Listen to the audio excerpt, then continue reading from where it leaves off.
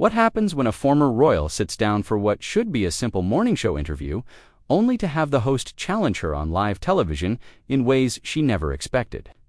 The tension in the Good Morning America studio was so thick you could cut it with a knife. And what started as promotional appearance quickly spiraled into a confrontation that had producers scrambling and viewers glued to their screens. Before we dive into this incredible clash, make sure to hit that subscribe button and let me know in the comments what you think about celebrity interview meltdowns. The morning started like any other at Good Morning America. Michael Strahan had his coffee, reviewed his notes, and prepared for what he assumed would be another standard celebrity interview. Meghan Markle was scheduled to discuss her latest humanitarian projects and perhaps touch on her life in California. The producers had briefed everyone to keep things light and positive, the kind of feel-good segment that plays well with morning television audiences, but Michael Strahan had other plans. As the cameras rolled and the familiar Good Morning America theme music faded, Strahan flashed his signature smile and began what seemed like a perfectly normal introduction. We're here with Meghan Markle, the Duchess of Sussex, philanthropist, and former actress. Meghan, thank you so much for joining us this morning. Meghan smiled warmly, clearly comfortable in the plush interview chair. She was dressed impeccably in a cream-colored blazer, her hair styled in loose waves, every inch the polished public figure. Thank you so much for having me, Michael. It's wonderful to be here. Now, I have to ask, Strahan continued, his tone still friendly, but with an edge that made Meghan shift slightly in her seat. You've been quite vocal about your experiences with the media, particularly the British press. You've talked about feeling unwelcome, about racist coverage, about the toll it took on your mental health. But here's what I'm curious about, and I think our viewers are too. Do you ever take responsibility for any of the negative coverage you received? The question hung in the air like a challenge. Meghan's smile faltered for just a moment, her media training kicking in as she processed the unexpected directness. This wasn't the softball interview she'd been promised. I'm sorry. Could you clarify what you mean by that? She asked, her voice measured, but with a slight tremor that suggested she was caught off guard. Strahan leaned forward slightly, his expression serious now.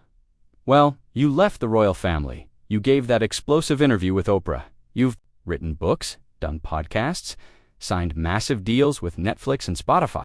You've essentially built a brand around being the royal who was mistreated. Some people might say that you've profited quite handsomely from your victim narrative. The studio fell silent, except for the quiet hum of cameras.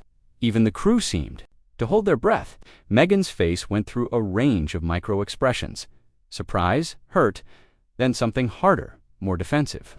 I think that's an incredibly unfair characterization of my experience, she replied, her voice gaining strength.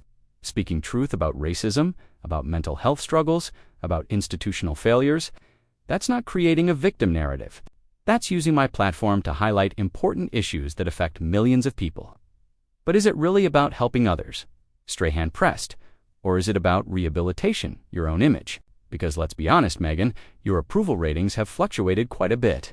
There are people who see your advocacy work as genuine, and there are others who see it as damage control. Meghan's jaw tightened visibly. Michael, I have two. Say I'm surprised by the tone of these questions. I came here to discuss my work with veterans, my initiatives supporting women's economic empowerment, my efforts to promote literacy among children. Instead, you seem more interested in perpetuating the same tired narratives that have followed me for years. I'm asking the questions that I think our viewers want answered, Strahan shot back. You can't control the narrative in every interview, Meghan. Sometimes you have to address the elephant in the room. And what elephant would that be? Meghan's.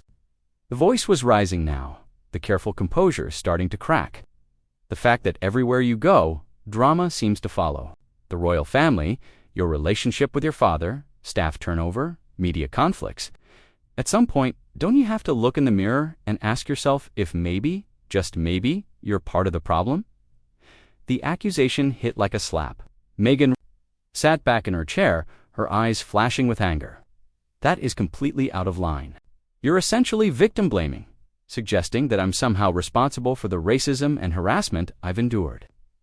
Would you ask a black man who faced discrimination at work if maybe he was part of the problem? Don't make this about race. When it's about accountability, Strahan fired back, his own voice rising. I'm a black man too, Meghan. I've faced my share of challenges, but I don't use my race as a shield every time someone asks me a tough question. A shield? Meghan's voice was incredulous now. Michael, are you seriously suggesting that calling out racist coverage is using race as a shield? Do you have any idea what it was like to have the British tabloids compare me to chimpanzees? To have my child's skin color speculated about before he was even born? And I'm not minimizing that experience, Strahan said, but his tone suggested otherwise. What I'm questioning is whether every piece of criticism you receive is automatically racist, or whether some of it might be legitimate concerns about your behavior, your choices, your approach to public life. The interview was completely off the rails now. Both participants leaning forward, their voices carrying across the studio in a way that had producers frantically gesturing from behind the cameras. This wasn't morning television anymore. This was a full-blown confrontation. You want to talk about behavior? Meghan's voice was sharp now, all pretense of media polish gone. Let's talk about the behavior of a host who ambushes his guest with hostile questions that have nothing to do with why she agreed to come on the show. Let's talk about the behavior of a journalist who seems more interested in ratings than in actually informing his audience. I'm trying to have an honest conversation, Strahan insisted. Something that seems to be in short supply when it comes to your public appearances. Everything is so carefully managed, so controlled. Maybe that's part of the problem. Maybe people don't trust you because they feel like they never get the real you, the real me. Meghan laughed, but there was no humor in it. Michael, you don't know anything about the real me. You know what you've read in gossip magazines and seen in carefully edited clips. You've made up your mind about who I am based on a narrative that was created by people who had every reason to want to see me fail. Or maybe, Strahan said, his voice growing colder, the narrative exists because there's some truth to it. Maybe the reason you've had so many conflicts, so many burned bridges, is because the common denominator in all of these situations is you. The words hung in the air like poison. Meghan's face went pale, then flushed red with anger. For a moment, she seemed genuinely speechless, her mouth opening and closing as if she couldn't quite believe what she'd just heard. Did you just suggest that I'm the problem in every situation I've ever been in?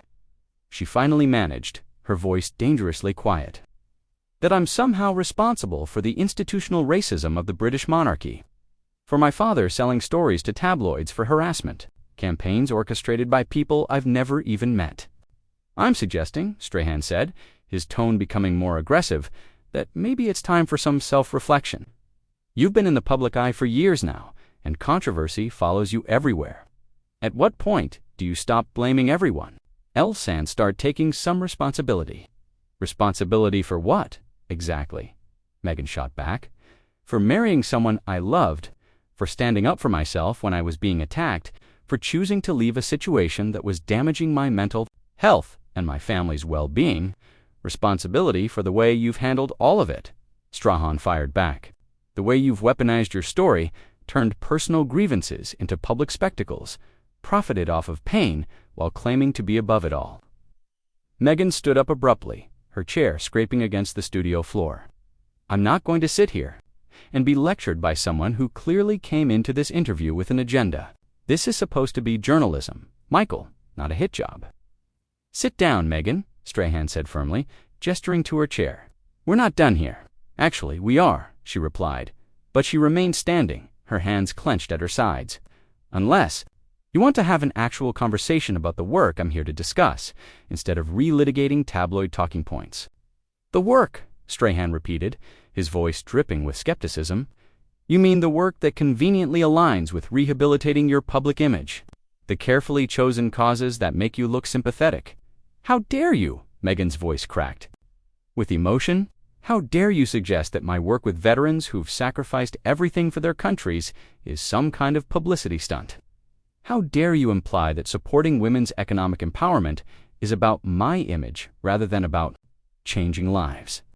I'm not questioning the causes, Strahan said, though his tone suggested otherwise. I'm questioning your motives. Everything you do seems calculated, focus-grouped, designed to make you look good rather than to actually make a difference. You know what's calculated, Meghan shot back. This interview.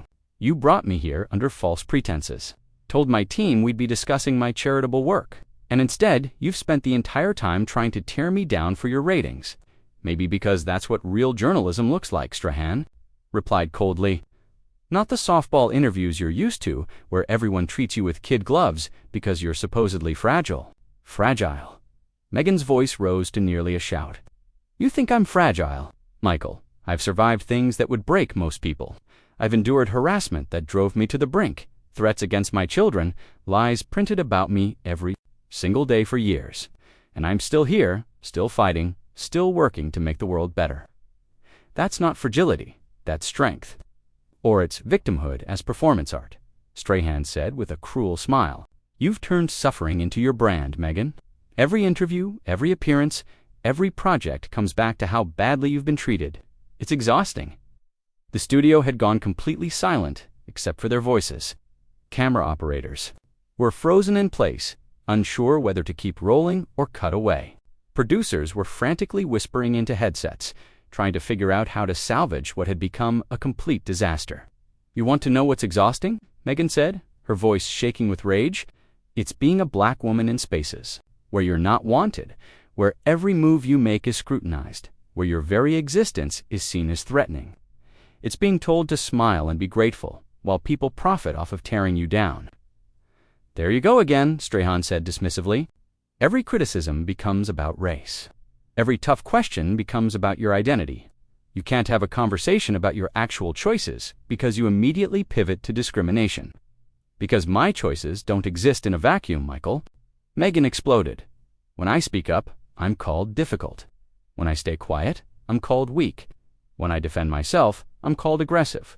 When I don't, I'm called a doormat. There's no winning for women like me, and you know it. Women like you, Strahan repeated mockingly. You mean wealthy, privileged women who marry into royalty and then spend years complaining about how hard their lives are. I mean black women, Meghan said fiercely. I mean women who dare to have opinions, who refuse to be diminished, who won't apologize for taking up space. And the fact that you're sitting here, as a black man, trying to tear down a black woman, for speaking her truth, that's what's really exhausting. Don't you dare question my credentials as a black man, Strahan said, his voice turning dangerous. I've earned everything I have through hard work and talent, not through marrying into it.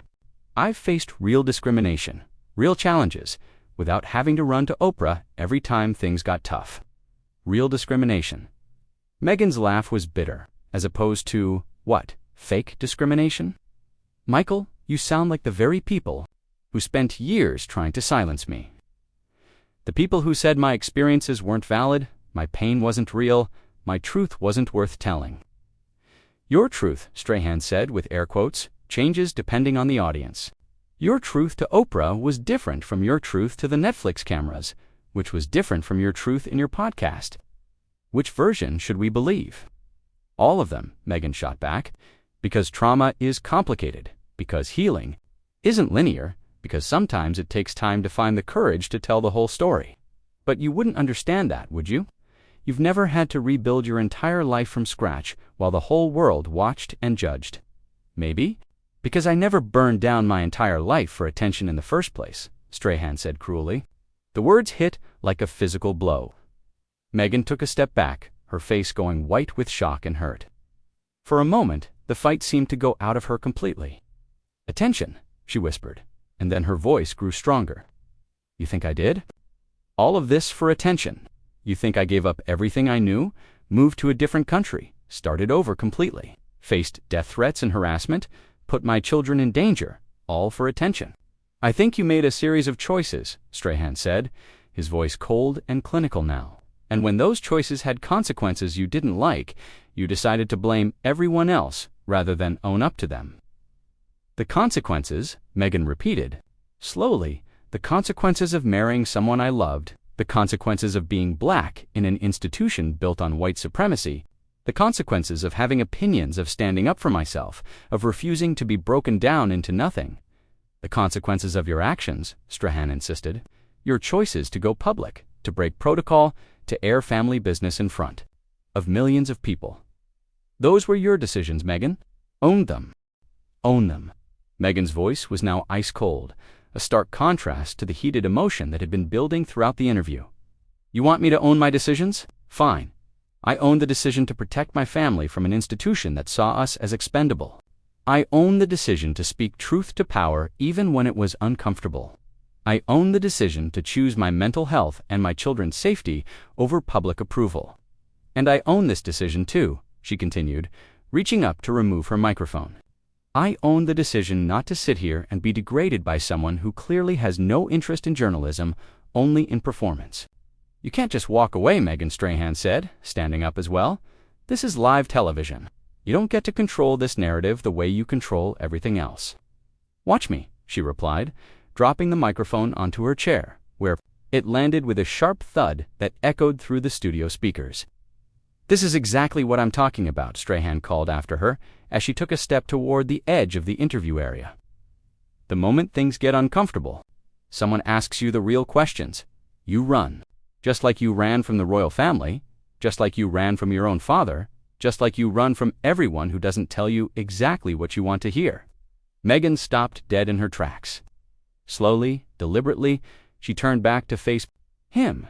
When she spoke, her voice was quiet but carried clearly across the silent studio. You want to talk about running, Michael?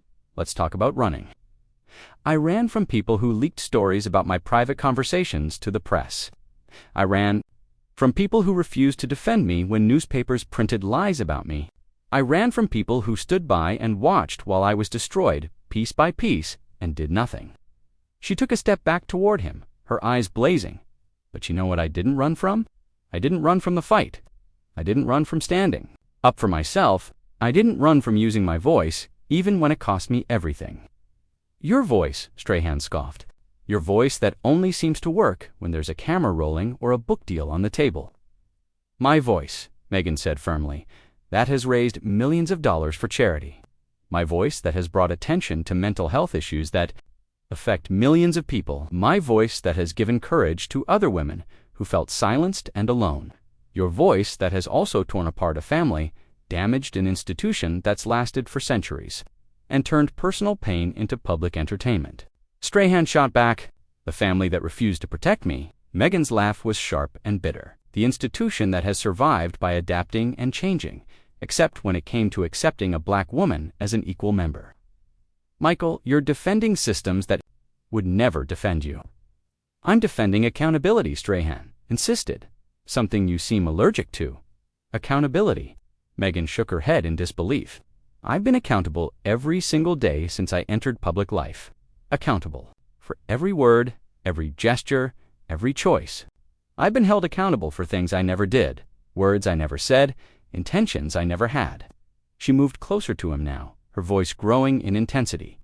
But where's the accountability for the people who harassed me? Where's the accountability? For the newspapers that printed lies, where's the accountability for the institution that hung me out to dry? Maybe, Strahan said, his voice dripping with condescension. The problem isn't that everyone else lacks accountability. Maybe the problem is that you can't handle being held to the same standards as everyone else. The same standards? Meghan's voice cracked with incredulous laughter. Michael, show me another member of that family who had their father selling. Stories to tabloids dissected in the press for months. Show me another member who had their mental health struggles mocked and dismissed. Show me another member who was compared to animals in newspaper headlines. And show me another member, Strahan fired back, who used those experiences to launch a media empire. Who turned family drama into Netflix content. Who monetized their pain while claiming to be above the fray. I shared my story, Meghan said fiercely, because staying silent wasn't protecting anyone. It wasn't protecting me, it wasn't protecting my children, and it sure wasn't protecting other women who were going through similar experiences. Or maybe, Strahan suggested with a cruel smile. You shared your story because silence doesn't pay as well as speaking out. The accusation hit its mark. Meghan's composure, already hanging by a thread, finally snapped completely. How dare you, she said, her voice shaking with fury. How dare you reduce my trauma, my family's safety, my children's well-being to a financial transaction? You have no idea what it cost me to speak out. No idea what I lost, what I'm still losing every single day. What you're losing? Strahan's voice was mocking now. You're crying about what you're losing? You live in a mansion in California. You have multi-million-dollar deals. You're married to a prince. Exactly what are you losing, Meghan? My peace, she said quietly, and for the first time in the interview, her voice broke with genuine emotion. My children's right to a normal childhood. My relationship with my husband's family, my sense of safety, my belief that telling the truth matters more than protecting powerful people. She wiped at her eyes quickly, angry at herself for showing vulnerability. But most of all, I'm losing faith that people like you, people who should understand what it's like to be marginalized, will ever choose to see my humanity over your ratings. Humanity, Strahan repeated dismissively. Is that what you call this performance? Because that's all this is, isn't it? Another performance? Another carefully crafted moment designed to make you look like the victim performance. Meghan's voice rose again. You think this is a performance? You think I'm performing when I talk about wanting to protect my children? You think I'm performing when I talk about the loneliness of being the only person who looked like me in those rooms? I think you're performing right now, Strahan said coldly. I think you've been performing this entire interview, playing the part of the wounded princess who just wants to be understood. Then you don't know the first thing about me, Meghan said, her voice final and exhausted. And this conversation is over. She turned to leave again, but Strahan wasn't finished. Running away again, Meghan? He called after her. Is this how you solve all your problems? Just walk away when people don't give you what you want. Meghan stopped, but she didn't turn around. No, Michael, she said without looking back. This is how I solve the problem of wasting my time with people who are more interested in destroying me than understanding me. The viewers deserve better. Then this, Strahan said, appealing now to the cameras. They deserve honest answers, not manufactured drama. Finally, Meghan turned back one last time. You want to give the viewers something honest, Michael? Tell them that you ambushed your guest with hostile questions she wasn't prepared for. Tell them that you spent 30 minutes trying to tear down a black woman instead of having a meaningful conversation. Tell them that this is what passes for journalism in your world. I'll tell them the truth, Strahan said defiantly. I'll tell them that some people can dish it out but can't take it when someone asks them the hard questions. And I'll remember, Meghan said, her voice quiet but carrying clearly across the studio, that some people will always choose cruelty over compassion, ratings over responsibility, and performance over truth. With that, she walked off the set, leaving Strahan alone with the cameras still rolling and a studio full of stunned crew members. The silence that followed was deafening, broken only by the sound of her heels clicking across the studio floor. As she made her exit, Strahan looked directly into the camera, his expression unreadable. Well, he said, after a long pause, I guess that's a wrap. What did you think of this explosive confrontation between two major public figures? Did Meghan have the right to walk off, or should she have stayed and finished the interview? Your thoughts in the comments below. And don't forget to subscribe for more incredible celebrity moments like this one.